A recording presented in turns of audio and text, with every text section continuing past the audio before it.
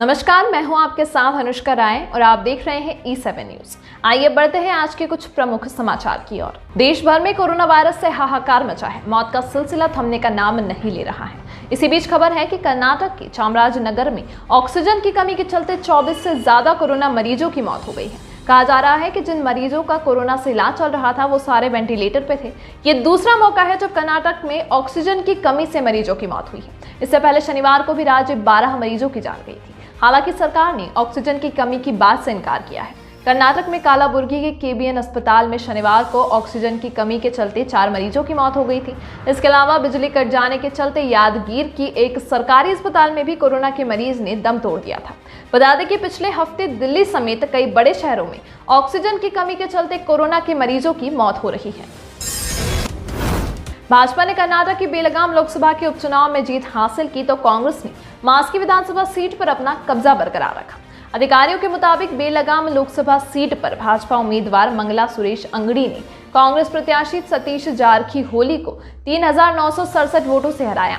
मंगला के पति और पूर्व केंद्रीय मंत्री सुरेश अंगड़ी के कोरोना संक्रमण के कारण निधन होने के बाद यहां उपचुनाव हुआ है। बसव कल्याण विधानसभा सीट के उपचुनाव में भाजपा प्रत्याशी शरण सालागर ने कांग्रेस उम्मीदवार माला बी नारायण राव को 11,553 वोटों से पराजित किया है। माला के पति नारायण राव का पिछले साल कोविड संक्रमण के कारण निधन हो गया था। मास्की विधानसभा सीट पर कांग्रेस उम्मीदवार बसनगौड़ा तिरहुल ने भाजपा उम्मीदवार प्रताप गौड़ा पाटिल को 30,606 वोटों से हराया है।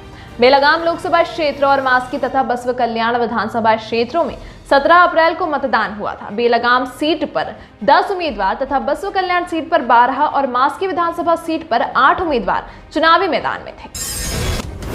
ऐसे वक्त पर जब मध्य प्रदेश के साथ साथ राजधानी भोपाल में भी ऑक्सीजन का भारी संकट था और ऑक्सीजन की कमी के चलते लगातार मौतें हो रही थी, सरकार और प्रशासन को बाहर से ऑक्सीजन के टैंकर मंगवाने पड़ रहे थे। तब भोपाल के आइनॉक्स एयर प्रोडक्ट के कर्मचारियों ने 24 घंटे काम करके ऑक्सीजन तैयार की ताकि अस्पताल में समय पर उसकी सप्लाई हो सके।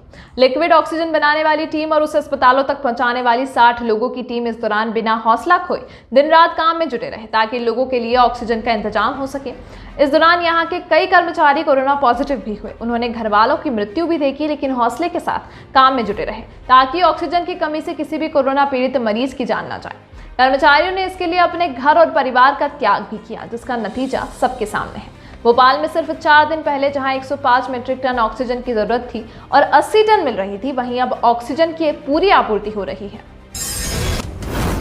आईपीएल की टीम कोलकाता नाइट राइडर्स के स्पिनर वरुण चक्रवर्ती और तेज गेंदबाज संदीप वॉरियर कोरोना पॉजिटिव पाए गए हैं, जिसके बाद आईपीएल के 14वें सीजन में अहमदाबाद के नरेंद्र मोदी स्टेडियम में रॉयल चैलेंजर्स बेंगलोर के साथ होने वाले कोलकाता के मैच को टाल दिया गया है।